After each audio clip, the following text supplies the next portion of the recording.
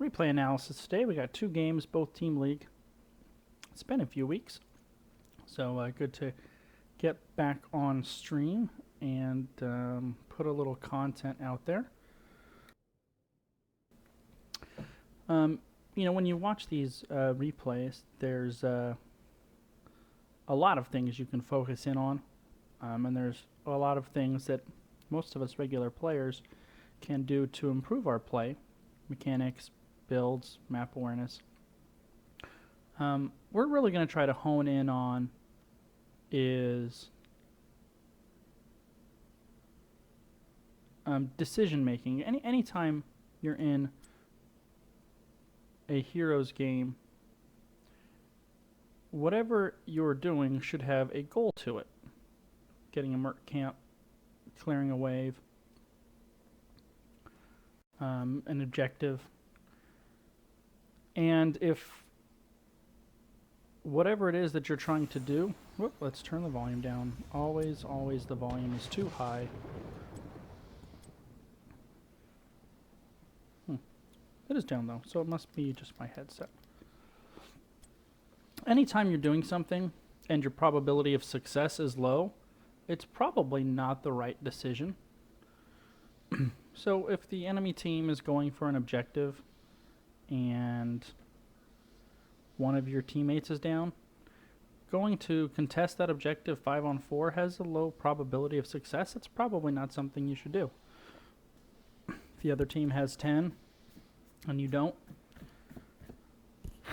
any kind of contest that you do against them has a low probability of success, and it's not something you should be doing. So that's what we're going to kind of try to look at in our decision making, is what are we trying to accomplish and what are the chances of success. So this game is submitted by our old friend Nashable. I think he said he was in a 3-stack. We're going to double check that because I like to know what they say in the emails.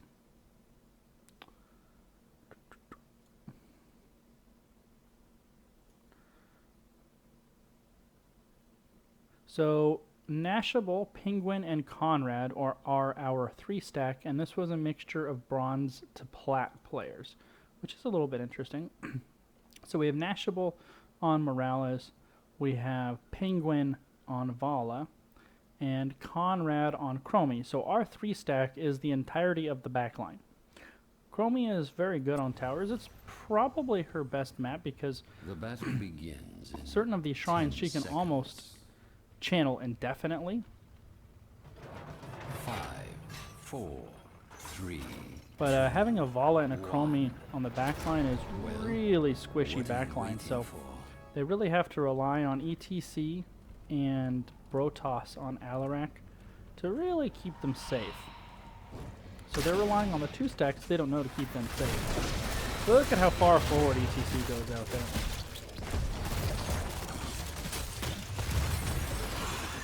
So Team League is definitely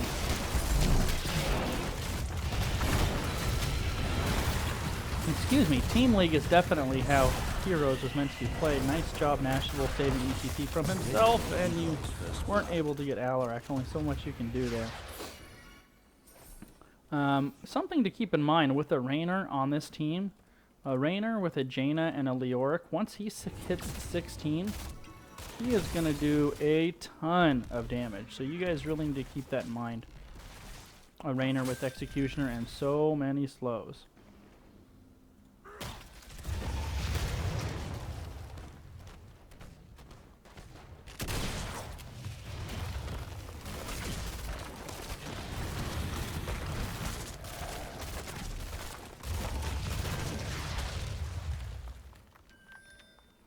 So anyway, what I started to say was Team League is really the way that Heroes is meant to be played. If you're not playing here at Team League in a 5-stack with comms, it's far and away the most enjoyable way to play the game.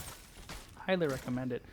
It's almost a completely different game than Solo League. There's so much more you can execute and be on the same page with your team when you're on comms with them. Chromie shouldn't be solo laning down there. You guys actually don't have great laners. Good steals by ETC, and Nashable was the bait there. Good self-cast on your safeguard, Mark.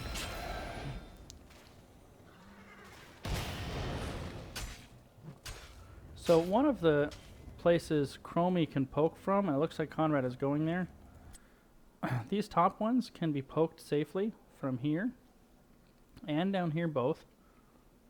And same thing on this side from here to down here.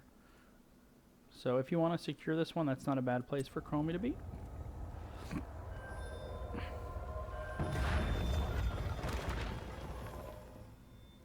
When you are playing in Team League with a 3-2 stack, just like in Hero League, you're going to be kind of evaluating the players you don't know. So you guys are probably evaluating the 2 stack you got matched with. And although of course you want to get this bottom trib shrine, the first one is really not worth dying for.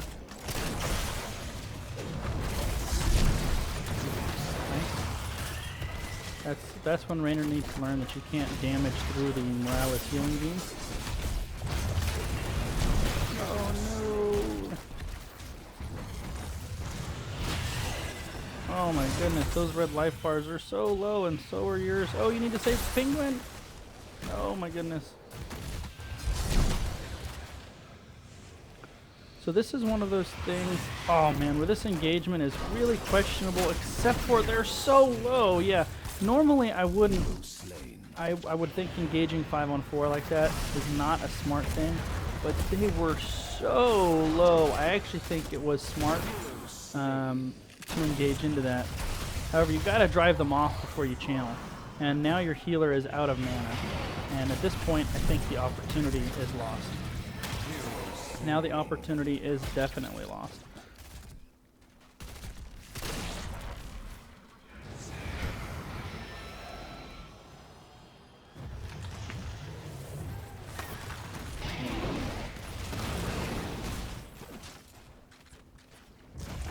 I did notice in the loading screen, and I don't even know if it says it in replays, if this other team was a 5-stack or not. When you're in Team League and you're playing as a 3-2 stack against a 5-stack, usually it's a little bit harder for the 3-2 stack. I do like this decision to get right back in lane and soak, because you guys were actually behind a little bit in experience when this last shrine ended, or altar ended at the bottom. However, the decision to go right back into lane actually caught you guys up and passed a little. You guys got a couple free waves of soak before the red team rotated into lane here.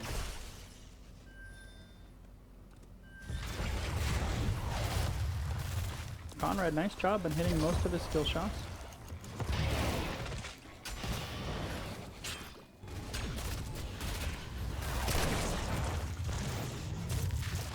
After you guys clear this out, wouldn't be a bad idea to come up here and get those mercs.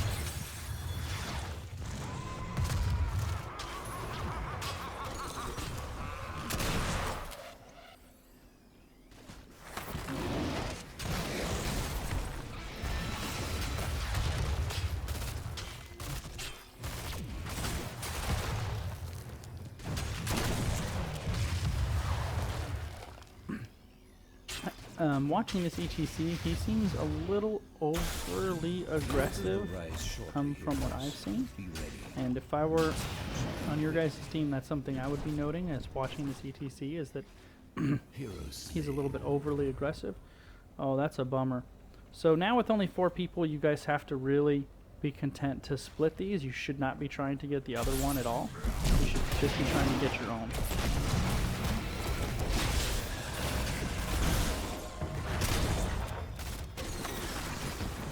And generally, see this is,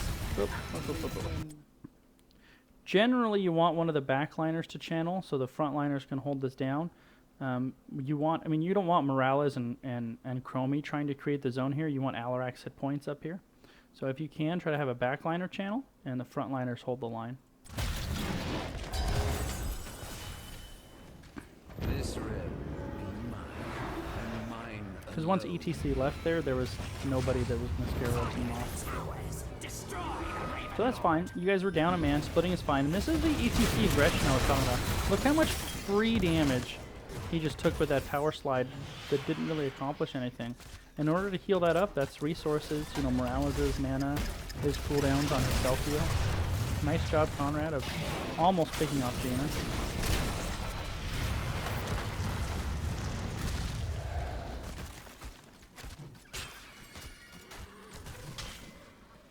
You guys are losing out on experience in the bottom lane, though.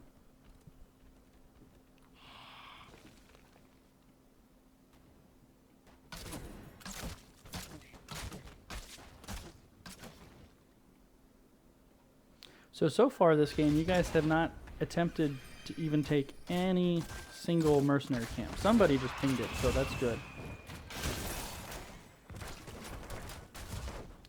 And now you guys have fallen behind in XP, though.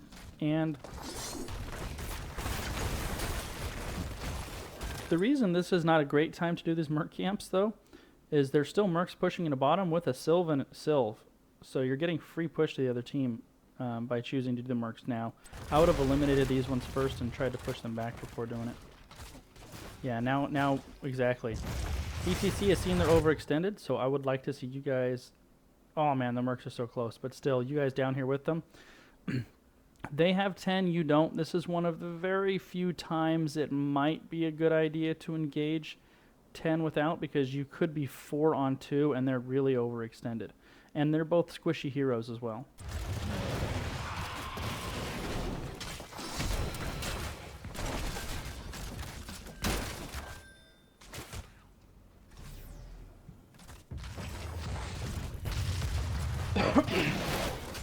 Either way, now you guys need to back off, though, because you don't have 10. Alarak's doing a nice job of soaking here without dying.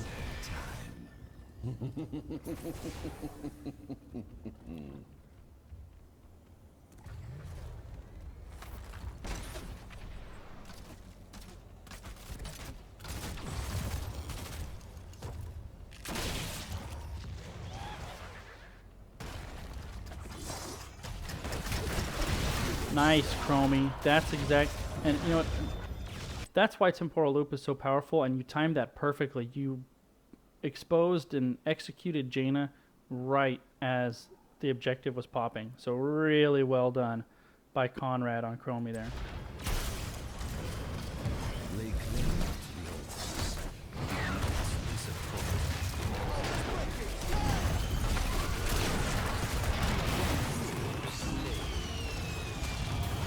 Oh no, Nashable, you knocked him out of the mosh. I know we don't need to say anything about that because I'm sure the second that happened, you were like, oh no. So definitely don't knock the team out of the enemy team out of the mosh pit.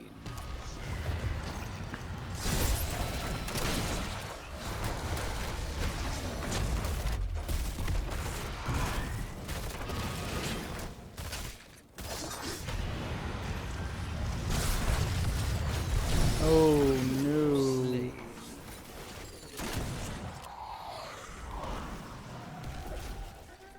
Now this is where you don't contest anymore.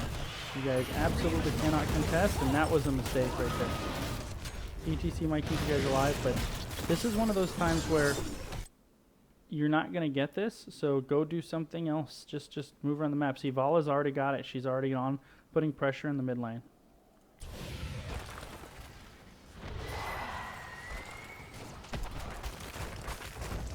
Now, though, Vala needs to see the rotation coming, and Penguin does. Great job. Nice job, nice job, nice job. Way to watch the mini-map. That's exactly why we watched the mini-map. And Vala's pressure in the mid lane may have kept the enemy from pushing into this bottom lane even more, so well played by Penguin there.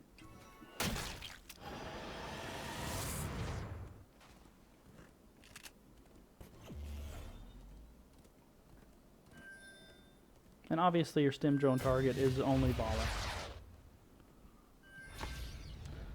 I'm sure you guys wouldn't do it, but I've seen some very odd choices for stim drone targets. Nice. Free kill on Leoric. Guys are not going to catch Lucio. I think Lucio is one of, in my opinion, one of the 2 or 3 most annoying heroes to play against in this game.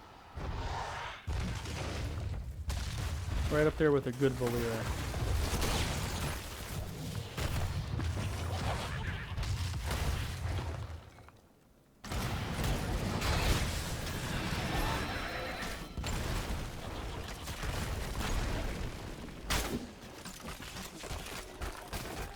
Okay, good.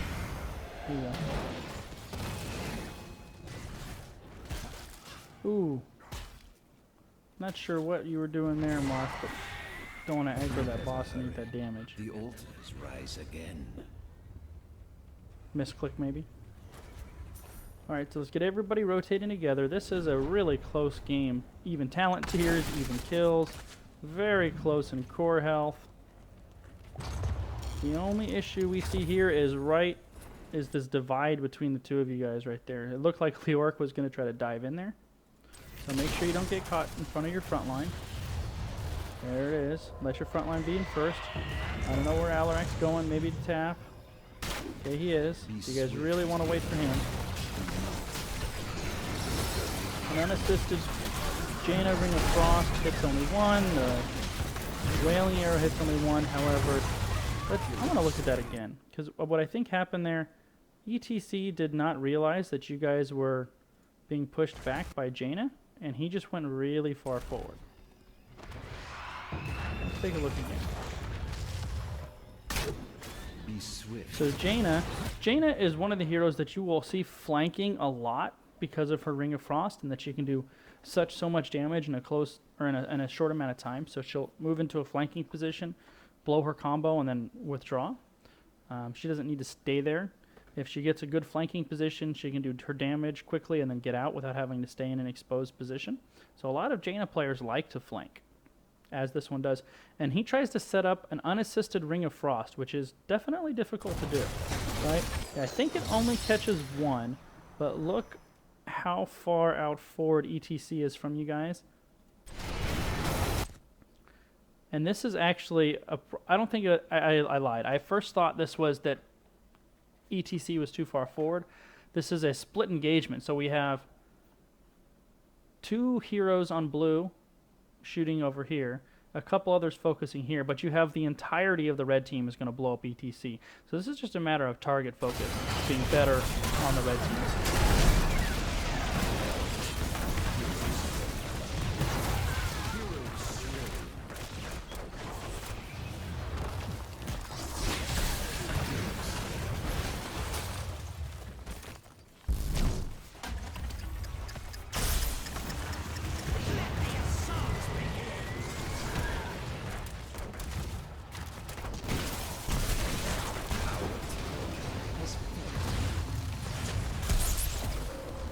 I'm not sure what Alarac is doing.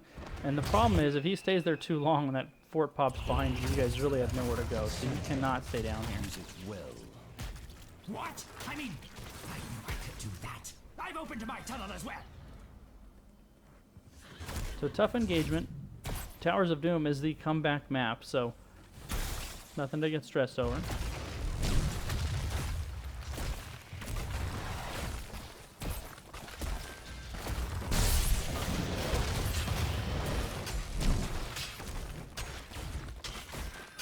Okay, so right here, let's even, I want to switch to actually your guys's.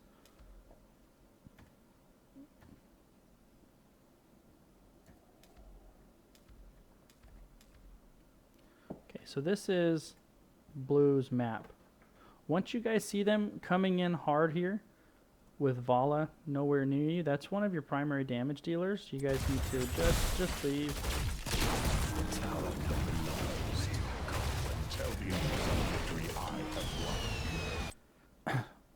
I'm curious to see how this turns out. I think it's a questionable mosh because so much of your damage in Vala is up here and nowhere around, and that's a really long cooldown to burn without the full team there. Let's see how this goes. Lucio, that's a big one. Alright, well played. I know when I'm on ETC, I'm always hesitant to do a mosh pit if my main damage dealer isn't there. But in that case, Alarac and Chromie was enough. And a nice 3-man mosh. That's a really big turning point in this game because it took all the momentum back right there.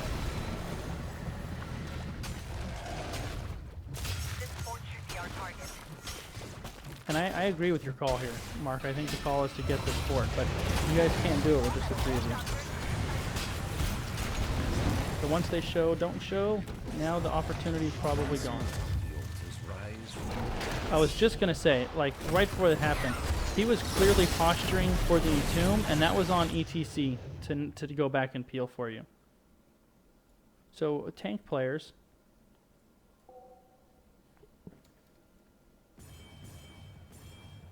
Oh, Triple kill.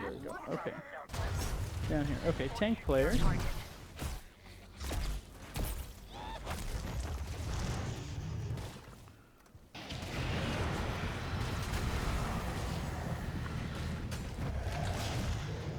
This fort should be our target.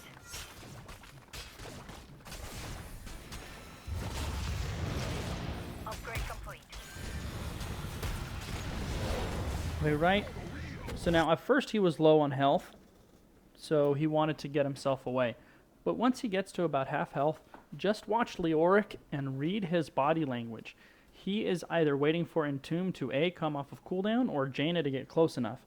But when you're a tank player, you should not let the closest person to the enemy team be your Morales when they're trying to leave. So I really wanted to see our ETC come back here on Leoric. Just watch Leoric's body language. He is just angling for an Entomb this whole time. You can see it coming a mile away.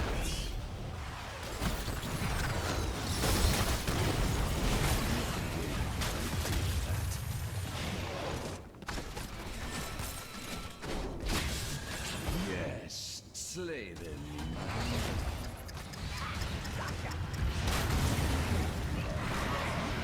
The reason it was foolish for red team there was 4 of blue and 2 of red, and that's not something you really ever want to do. Take the altars and put an end. You guys ended up getting a 1 for 3, which is certainly not terrible. However, Alarak is up here trying to duel Lucio.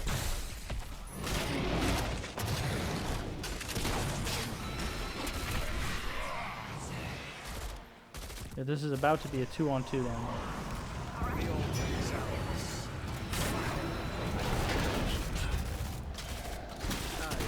Probably both of you guys are going to go down. Hey, you guys did get 2 out of the 3. So not terrible. That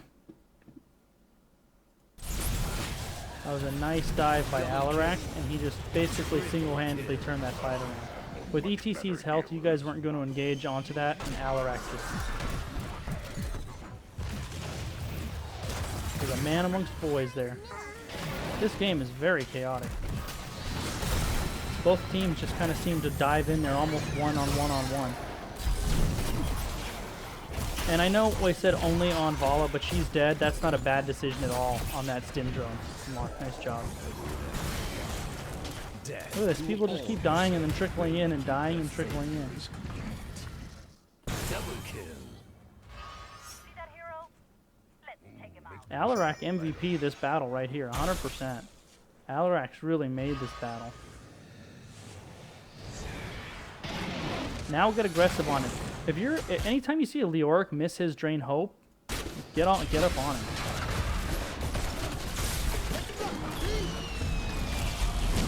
And nice job, Penguin. Switch your target. Oh, it's the person in the mosh pit. But you did get them. You did get the Leoric. Look at Artanis, just wrecking. Just wrecking. Enough of this charade. Bring down the great. This is boss time, right? Nope. Never mind. Not without your tank. Not return to those wretched mines. Alarak MVP so far this game. This is a he said a lot when they played this game. There was a lot of placement players, so it's actually kind of a funky mix of bronze to plat, which kind of makes for a little bit of an interesting game because this game is certainly kind of all over the place.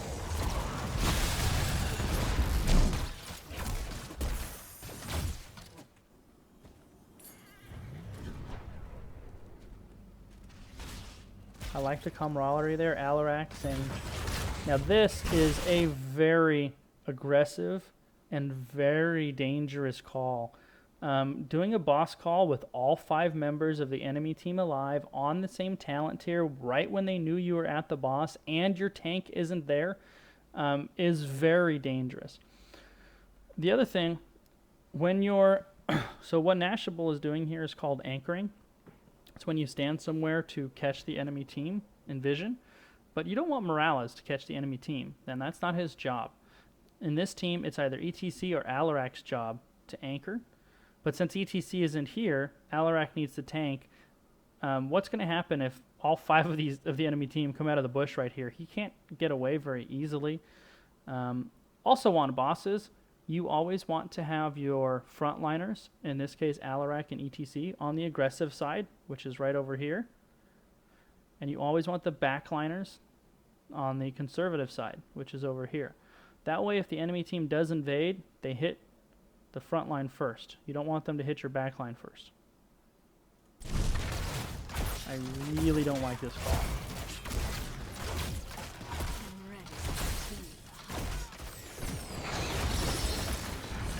And that's why. Alarak got him off the point and he stole it back. Alarak 150% MVP this game. Because that should not have happened like that. That was a complete misexecution. The red team completely botched the execution on that. Still worth it. Let's grab a Merc camp. They went in there and blew up Chromie and Morales and then lost 5 straight heroes and didn't even bother to stand on the point afterward.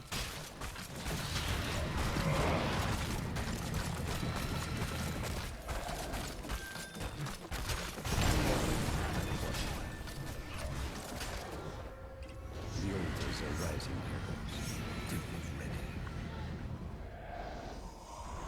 We should destroy this fort. So you guys have 15 seconds before they're all up. I would just channel the objective. Let's grab a Merc camp. And remember, like on that boss call, just because it went well doesn't mean it was a good decision. You can make bad decisions and have it go fine. In my name. But more often than not, those kind of decisions aren't going to go very well. And let's talk about Jaina. So, Jaina's Ring of Frost is so huge as far as impact on the game, you cannot waste it, and that was a wasted Ring of Frost. It's very hard to land Ring of Frost without somebody setting it up for you. In this case, you would have Leoric with the Entomb would be the best setup you have for it. So really try to, if you can, hold off Ring of Frost. It's not always possible, but try to hold off Ring of Frost until somebody sets it up for you. Nice follow-up, Tony. See that? And this is actually a better illustration of what I pointed out earlier. ETC had that 3-man mosh. That was a 4-man mosh pit, but nobody's around to follow up on it. It makes it just a wasted cooldown. And that's, by the way, this right here is exactly why I said I would just go ahead and channel the objective when you guys could have had the advantage. You've lost this one, Raven Lord. It will not be your Getting last. I'm pulling back for a bit. I've known much better healers.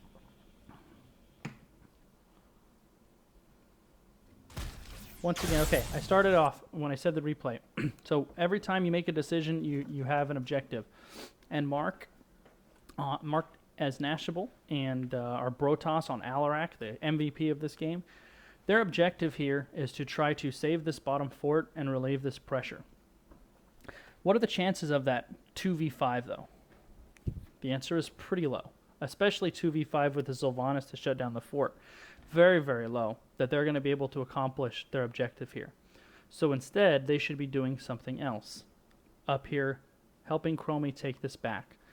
Then at least you'll trade forts, and you guys won't die, which 5-on-2, I'm assuming, now we don't know, they could be going back here to get this Merc camp, but they could just as easily be right here. So I would not be here.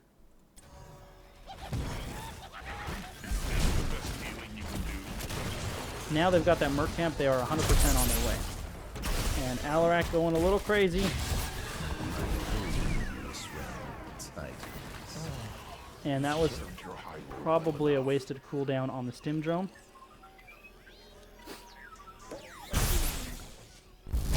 Here comes the Entomb. Wait for it. Wait for it. He wants it.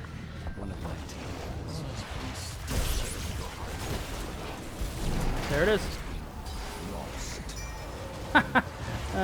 That's the talent the Alarak can take where he can teleport for 1 hit point. Is this the best Made healing good you can use out do? of it.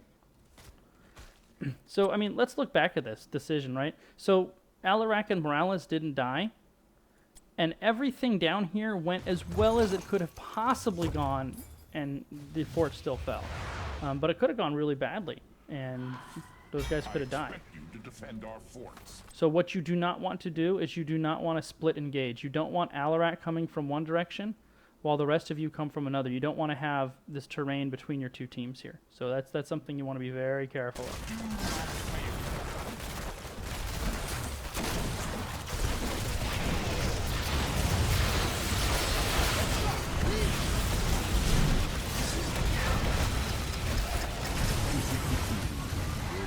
Double kill. This game is such a bloodbath. 28 kills to 21. The grave keeper claims another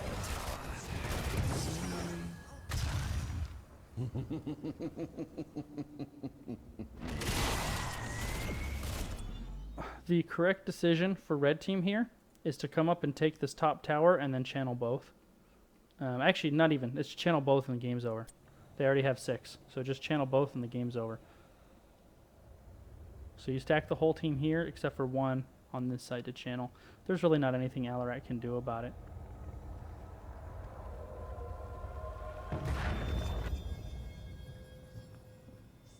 The altars have risen. Activate them now. You've lost this one, Raven Lord. It will not be your last. Your time is ending, Raven Lord. Did I not calculate right? Oh, I was looking at the wrong side. Okay.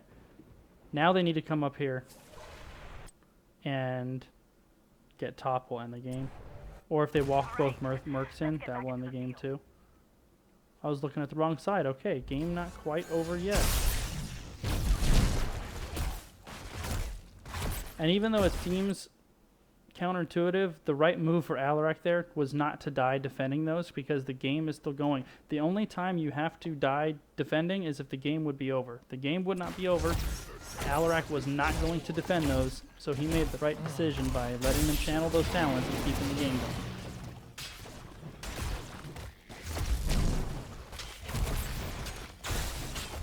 See, now Vala, let it go. Nice job, Penguin. That's a good decision. You guys trade, but you're going to keep the mercs out of here, too. Has taken a tower.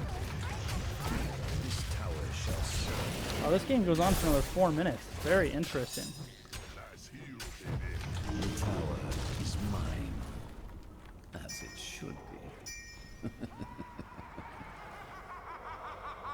I didn't what, Troy?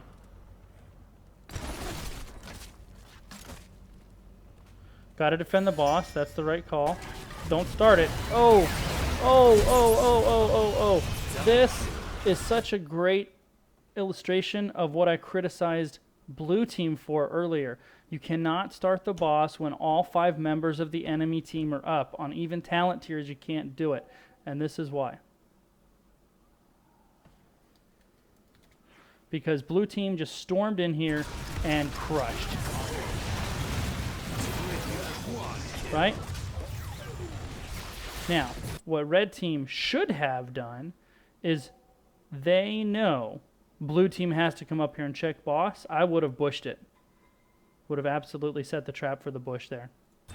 And that's why you don't start the boss Killing spree. when all 5 members of the enemy team are up. No, I did not count correctly at all.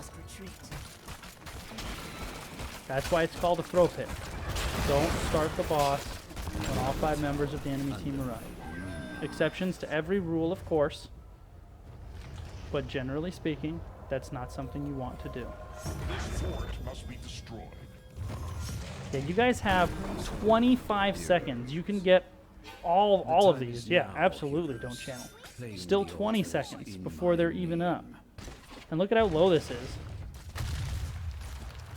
After this one, you channel, and then you go take yours back. Now you channel. Nice work. Keep it up. Knew I could rely on you.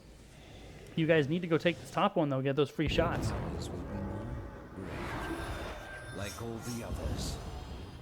Who wants to take this merc camp? Nope. The call is to get this fort up here. It's 100% free shots if you got it before they got theirs back. Nice heals, baby.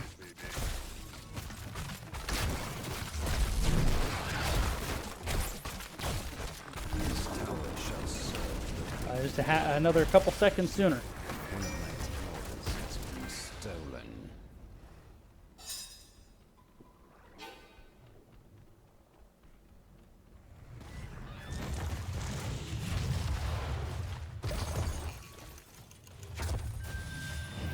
Who wants to take this merc camp?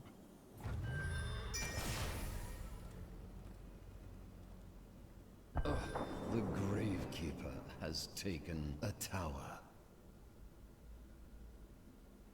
Well done, healer. Yep. Ping, ping, ping back. Yeah, no ETC is with you guys. That's a hard retreat. Good decision. Now, they're probably going top to take this one back. Maybe go bottom and get the bottom one. Something to think about.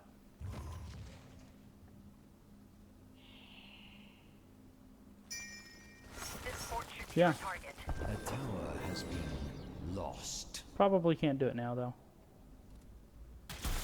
Whoa, whoa, whoa, no. Oh, no.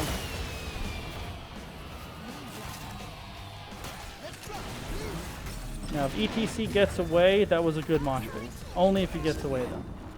I don't know. Lucio can give his entire team speed. I'm not really sure why they didn't chase ETC Another down. tower under my dominion. So this is going to be the game right here, one way or the other. First team to channel wins the game. Will win the video game.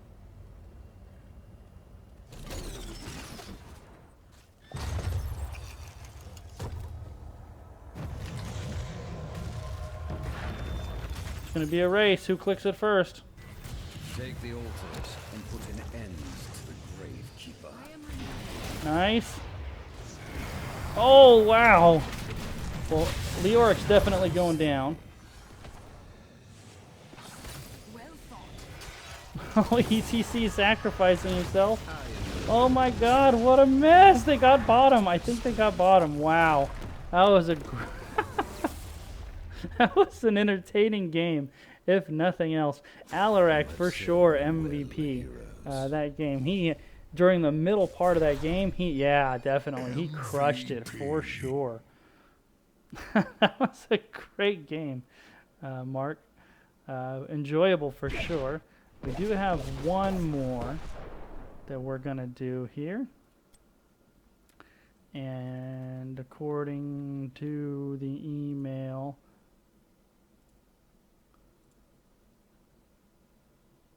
all comms was a really close game, 5-man. Diamond, gold, gold, silver, bronze. So a nice mix. And epic game, apparently. All right. So this game, we have the red team is a 5-man on comms. And this is an older game, since I think probably about 2 months old, so. Yeah, that is a great name, Brotas.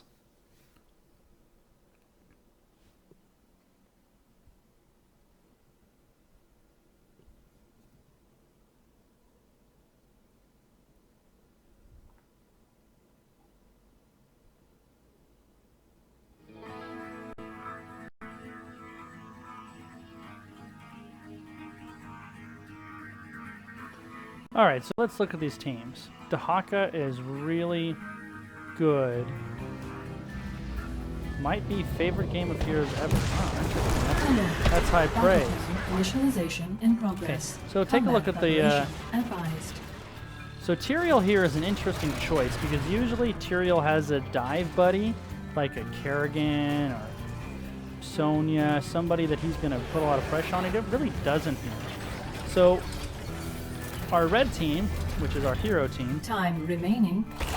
is actually 10 a little seconds. bit light in the heal department. So I'm curious to see how this. Or no, when I say heal, I mean peel. 3, In the peeling 2, department, they don't 1. have a lot of peeling in the front Collect the line. warheads and And with the defeat Varian your enemy. Artanis Thrall, that could be interesting. However, red team does have more damage and a better early game.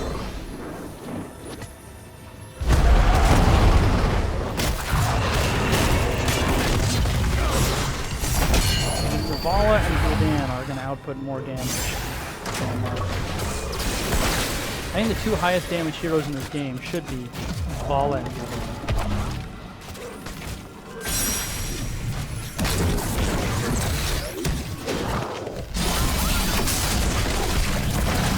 So I'm going to check again. I think he said the diamond player... Okay, so the diamond... This game has a diamond, 2 gold, a silver, and a bronze. And the diamond player is the Vala. So if you ever want to see an illustration of the difference, so you have basically gold and silver players in here with a diamond. So compare the Vala's movements and positioning to the rest of the players in this game. It'll give you a little idea of the difference.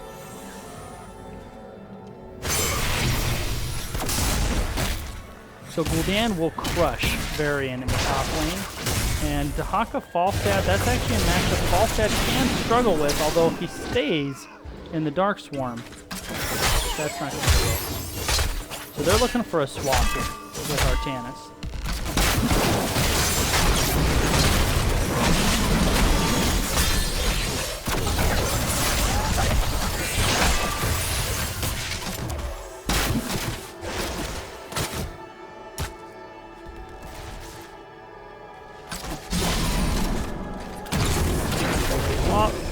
The barrel roll. Didn't have a barrel vault. There's a vault from Vala.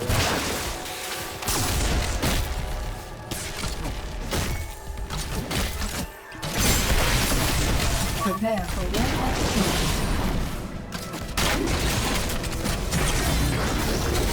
war. Uh-oh. Blue team claims first blood. And this is really bad timing to get these picks. So you guys have basically just lost both of those nukes. And I would like to see them not even really be contested, because you're probably not going to get either one of them.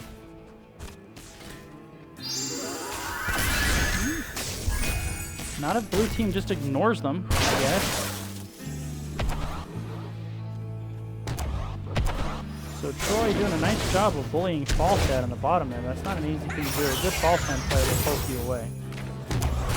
Hanson, I don't know where you're going, but that's not where you want to be going.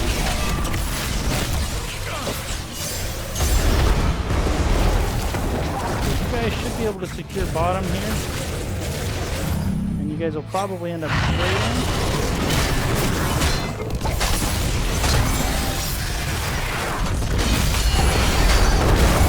Oh, look at the Gul'dan damage. So much damage. 3 on 4 here, 3 on 4. Now it's a 3 on 2. Hero slain.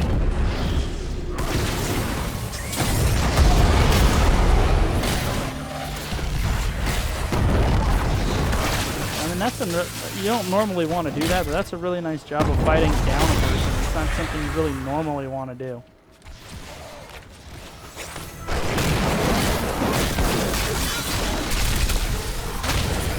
Let's get on the thrall.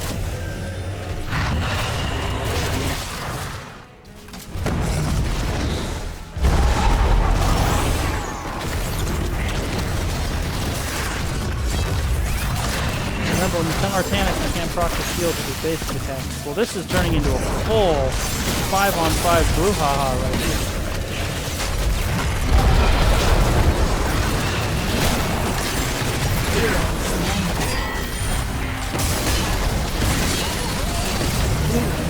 See, in this, a lot of this, Hero slain. Varian is really weak in the really weak in the early game, and Lucio is a little bit weaker in the early game too. I think a lot of what you saw there was Vala is Gul'dan is strong early game, Dahaka is strong early game, Vala is strong early game. So this is definitely early game should be favoring the red team.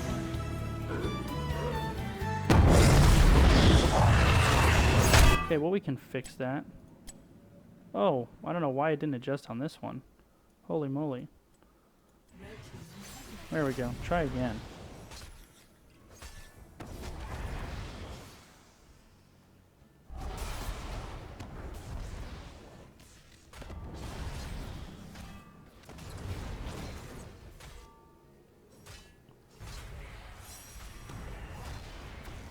That seems a little too low. We're going to turn it up a little bit more than that. Let's try that. Speaking of early game and late game heroes, if you want to read about that, Cavalier Guest just did a really good article that you can find Twitter and Reddit on GFE's website on early game, late game heroes. Really, really good. And what makes each hero early game or late game.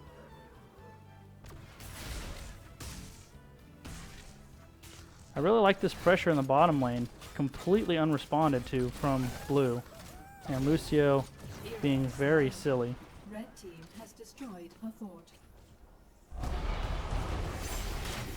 And Thrall being very silly as well. Wow, you guys got off to a colossal start here. I said Varian just has so little to offer pre-10.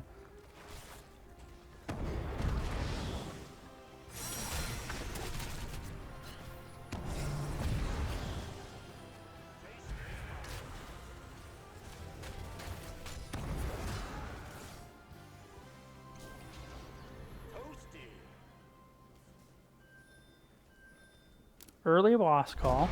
However, they don't have 10 yet, so not bad. Once again, positioning, the healer should not be anchoring. One of the tanks should be anchoring, and the squishy hero should be on this side. So this should be Dahaka or Tyrael. Whoever is not going to tank the boss should be here where Brightwing is.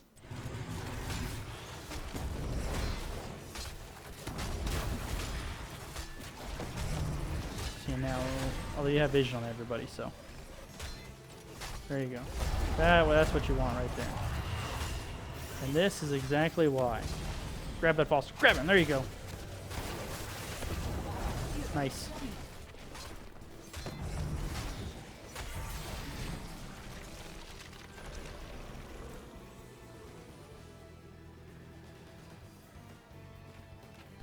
Assigning water. I mean, this is when you want to take this game and put a stranglehold on it right now.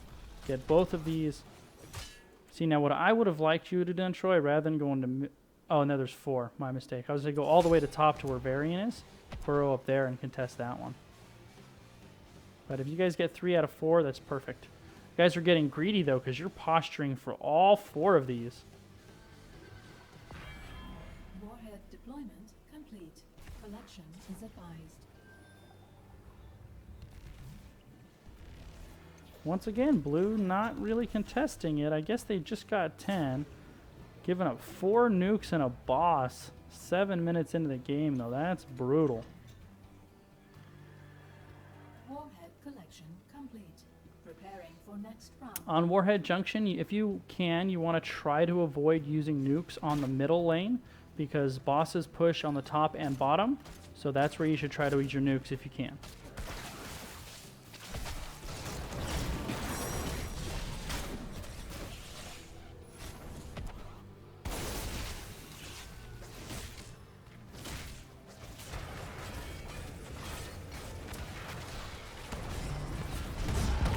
They're coming. Drop those nukes or get out.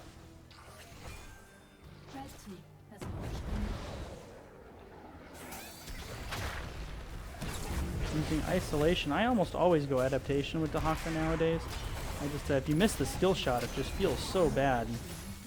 That heal is so good on Dahaka. But I've seen you hit it twice so far, Troy, so you're probably just better at hitting that thing than I was. I always struggled to hit the isolation skill shot.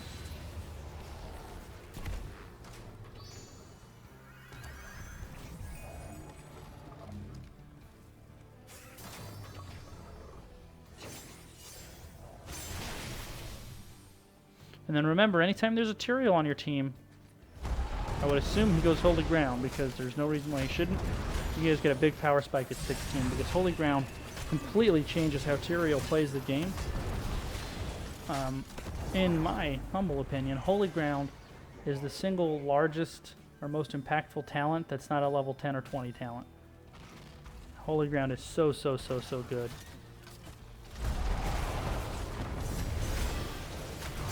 Nice pick. You guys could probably do... Nope, they're coming on you. You don't know that, but now you do. And this is a mistake for blue team. Down one man, 13 to 11. I think starting the boss here is a mistake here too until blue team leaves. That was a completely whiffed hinterland.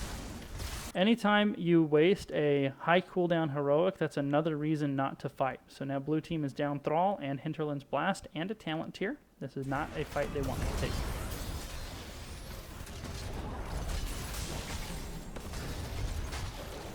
I like where you're at, Troy. That's nice. If your team decides to do this, don't cross out there, Anson. Anson should be over here healing the heroes who are tanking the boss damage.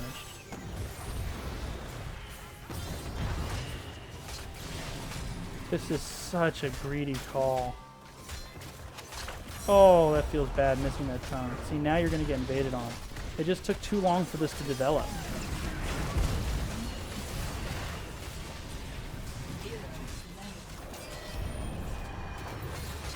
Nice sanctification, though, and a good fear as well.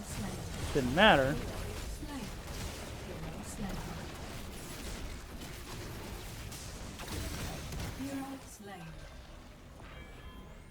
Same thing we said last game, right? You can't do the boss when the entire enemy team is alive like that. Bad things happen. And actually, in this particular case, red team probably could have done the boss if they would have driven blue team away first, because blue team was up here, down a talent tier, down a hero, down a Hinterland's Blast. If red team, instead of mussing around with a boss, would have turned and attacked, engaged them 5-on-4 up a talent tier, maybe you pick off a couple more, maybe you drive them away. But after you do that, then maybe you can turn around and get that boss safely. But the way that they did it, it just took too long for it to develop.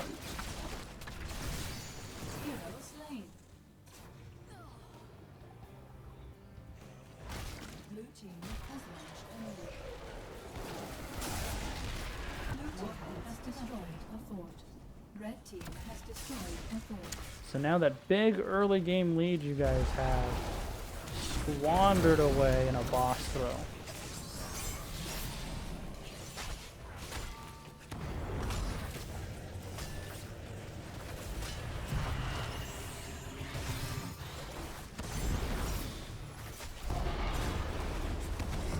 Something I want to see more about of the Hakas is your damage on this boss is not, I mean, it's fine, but with your globals, especially on this large map, I want to see you putting pressure on the lanes when you can. Split pushing safely when you can. That's something Dahaka can do so well.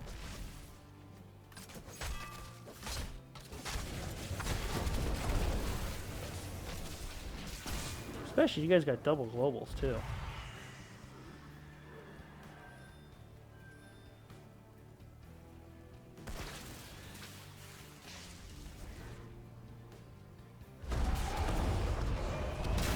Nice fear, nice fear. Good tank, good pick on the Thrall. There's why Lucio's annoying. Falstad flying on the back line. Hinterland hits 3 or 4 at least. Nice tongue onto Bavarian there. Good positioning, Troy, to keep your squish your characters alive, squish your heroes alive. Get that tongue out. Oh. He might go down to the poison. Nope. All in all, still. 1 for nothing is not terrible.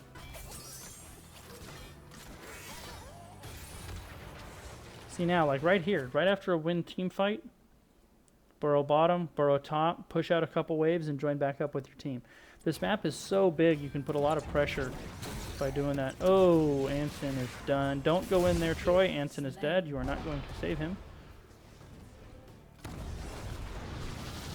Swing and a miss on the Hinterland's Blast.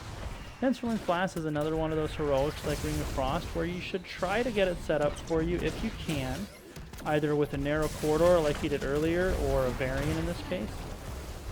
Artan is pretty on his swaps, just got 2 kills with 2 different swaps. Yep, you guys can't fight this down.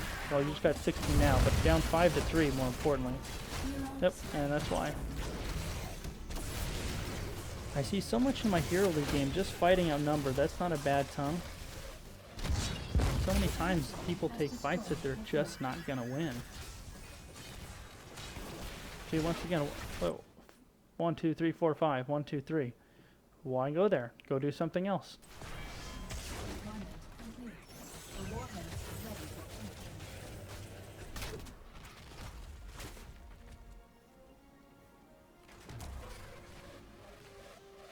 This was a good decision. I like that to go bottom. Other than that one little minion creep chasing.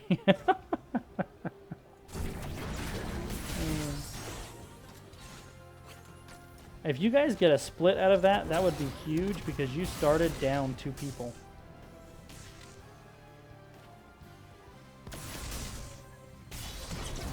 One's gonna go down.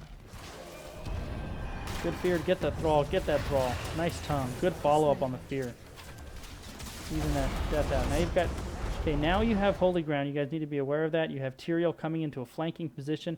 If he can hit this Holy Ground like right here and split the team in half, that would be beautiful. It's just got to be there to follow up on it though.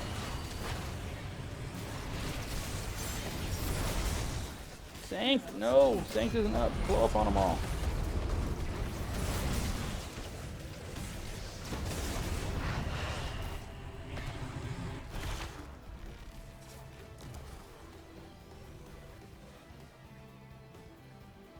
Well, like I said, getting 2 out of the 4, considering where you guys started when the objective popped, was not half bad.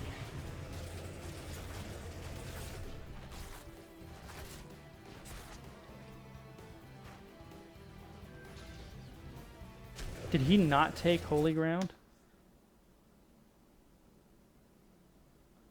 Oh no, you always take Holy Ground. Take Holy Ground, people. It's incredible. Don't not take Holy Ground. I don't even know what the other talents are at 16 because Holy Ground is that good. I mean, it's so good, I just assumed that he took it.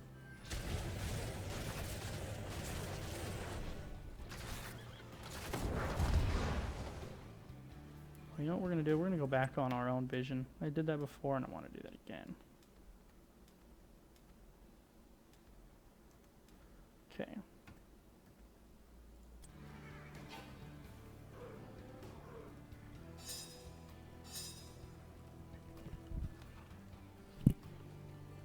So now once again, like if you're Brightwing and you're visible to the enemy team right here, when none of them are visible, you have to assume that they're coming for you. Especially, look how far forward he is and how many venues there are with which to come and get him.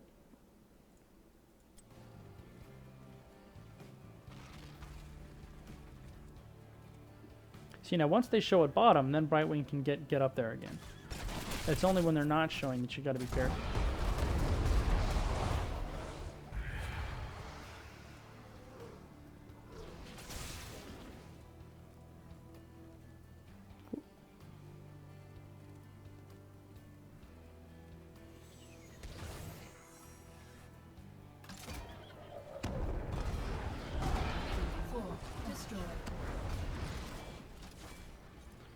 Now, if they don't show for a little while, they just went to boss. You can see him going to it right now. You guys just take top. Yep, there you go. See, Valo's got it right. You trade bosses, that's fine. And I'll tell you why this is a better trade for you is when you get this boss, it is going straight to keep. When they get this bottom boss, it's going to go through a fort first. So this is a better trade for you than it is for them.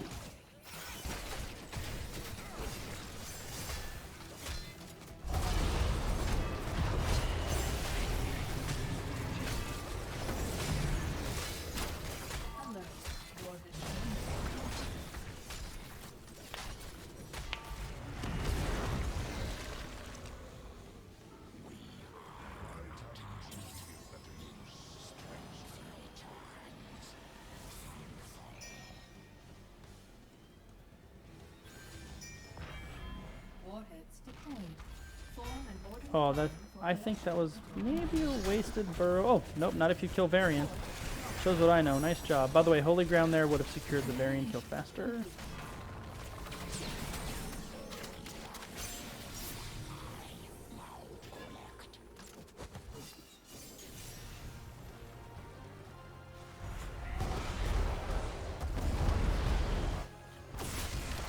All warheads have been claimed. It's pretty even game here. I mean, kills are 13-14 level, 19-19 structures are pretty much even. Experience is about a half level, which is pretty close.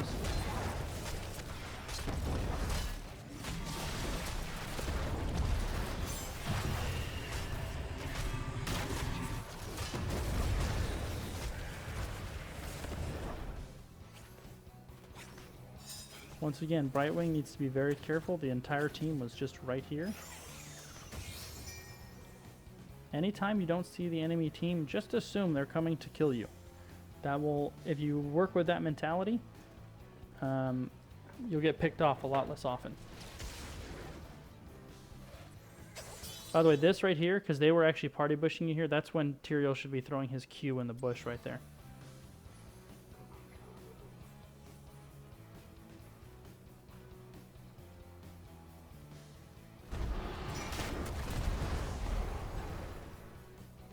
And let's see if you take Apex Predator. You should be taking Apex Predator on the snap. Oh, you guys just got flanked and crushed, except for that fear. Just saved Brightwing's bacon, because he should have been chop suey there. Doppelganger has had some great fears this game.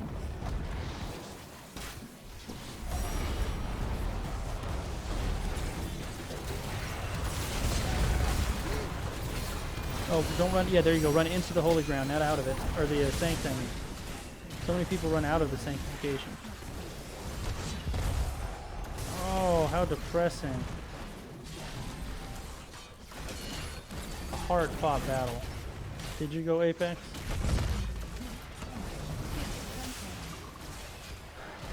With the Apex on this map, you can bounce all over the place. You can put so much pressure on the map. I really think Apex might have been a better choice on such a large map. Because, I mean, Isolation is on such a high cooldown. You miss the skill shot, you've completely wasted the talent. You're just going to get more value, I think, out of Apex Predator.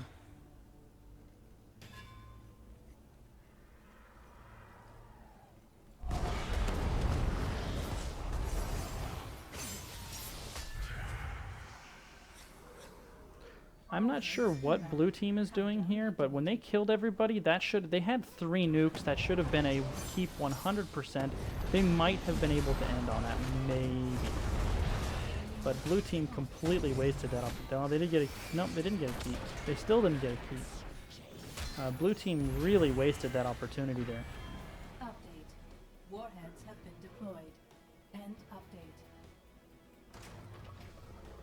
I think there's 2 huge differences as you climb the ladder. Number 1 is players at the lower levels are so much more willing to take bad fights and make bad decisions. And 2, higher level players just know how. Look, still no keeps down. They're letting those those 2 just sit there. And 2, higher level players know how to punish for team fights. And blue, they took down 4 members at the 20-minute mark with 3 nukes and didn't get a keep. That's a mistake. Now remember on Dahaka, you get bonus speed if you run through vision bushes. Nice silence. But also, by the way, the level 20 upgrade did nothing there because there was nobody else around. Oh, still a good silence, mind you. I'm just saying you didn't get any. So far, you haven't gotten 1 use out of the level 20 upgrade. Where you could have already used Apex Predator probably 2 times, maybe 3 at this point.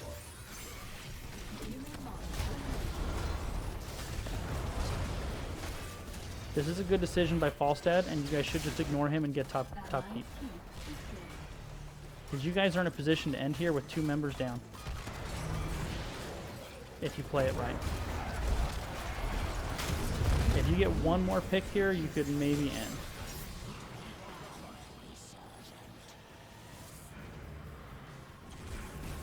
I'm not sure why you guys are all backing.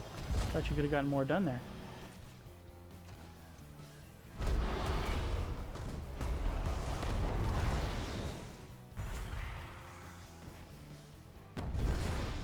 And I think Falstad, instead of getting this camp, could have actually gotten this keep if he wanted to. I mean, it's so low. 1 Q would have taken that keep down, I think. See, now you guys have to check boss, because with no keep, that boss is a win condition. Did you see what Vala did there? She checked the bush with her W rather than running into it.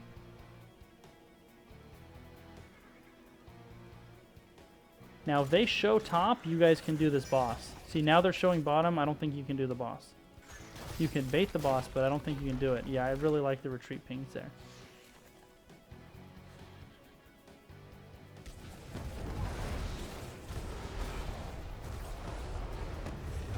Now, Thrall was in the top lane. They could easily be at top boss, which would be a problem. I think at this point, they're either in a bush or on top boss, and you guys have to respond accordingly. Oh, there's Lucio right there. So they're hanging out over here. They're baiting this boss. Just like you guys are kind of baiting it. I think they're hanging out right here. Let's see. Let's see if I'm right. Look, I'm right. There they are. Nice sanct. Now, unfortunately, the sanctification and the fear actually worked against each other there, because when you sancted, you actually want all of them to stay there so you can wail on them. So the sanct and the fear worked against each other. And then the nuke went in as soon as the sanct ended.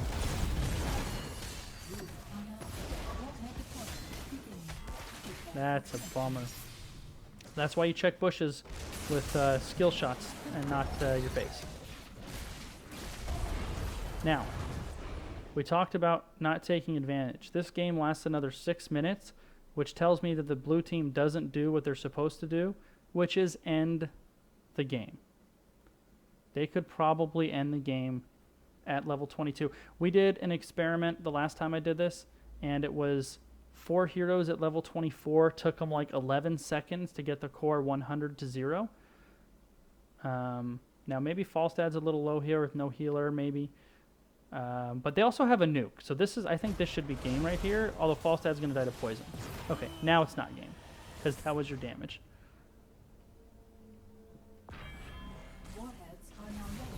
If Falstad would not have died, I would have called that a win condition. Now, if they get 3 nukes, they can walk to core and end. I mean, you guys have 30 seconds till you're up. They could boss, maybe. Get all 3 nukes.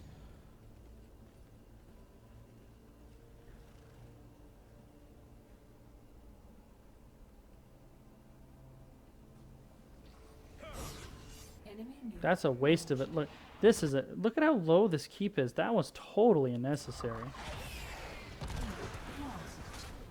And you guys have Winions on core. They didn't even realize. I didn't even realize till right now. Core at 54%.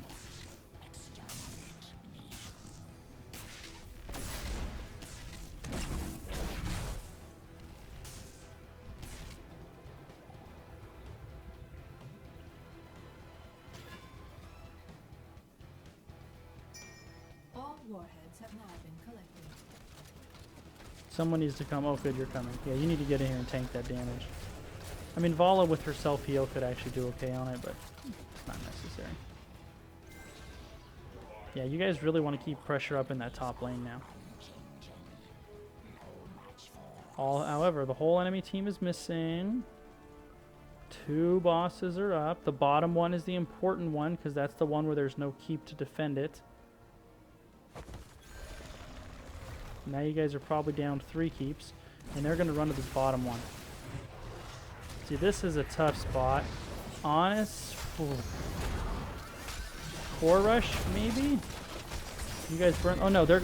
See, if I were blue, I would have ran straight down to this other boss. Now they're letting you guys get this boss with their core at 34%, and you still have a keep in the way. I would have tried a double boss if I was blue. That would have left you guys in a really tough spot. But now that you see them, you guys will have time to take this boss and Hearth back. And you know it too. And blue has to go back in D now. And I like your patience here, Troy. Wait not to dive in there and get yourself killed. Wait. There you go. Nice spear, pull Varian. Follow up on the Varian. Nice.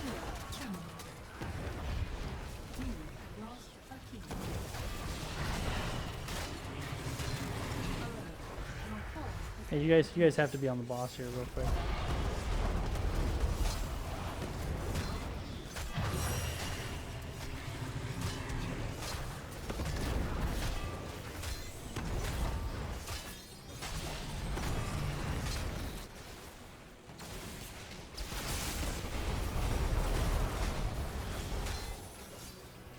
I think this boss might win the... No, just kidding.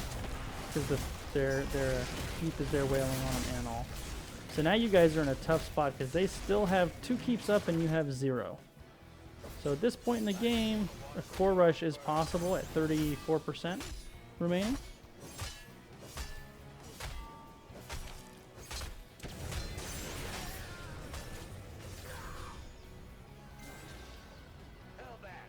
I mean, this is one of those games, though, that you can tell it's going to come down to the next team that wins a team fight is going to win the game. That's probably how this is going to end. Water deployment nearing completion. You guys could also grab 2 nukes and rush the core easily.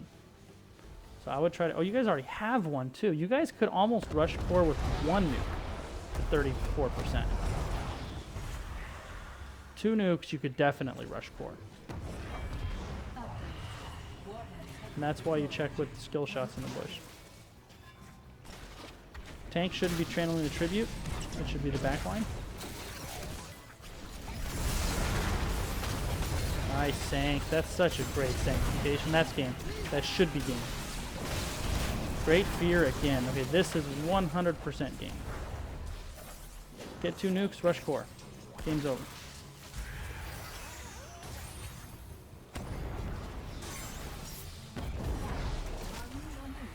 Just go top lane. Why are we hearthing back? Nobody should be hearthing. Oh, to keep them from rushing? Okay, I could see sending a few back. 1 back, maybe. Yeah, just 1. Okay, I see what you guys did. You sent the 3 with nukes to core. Okay, fair enough. Well played. GG's.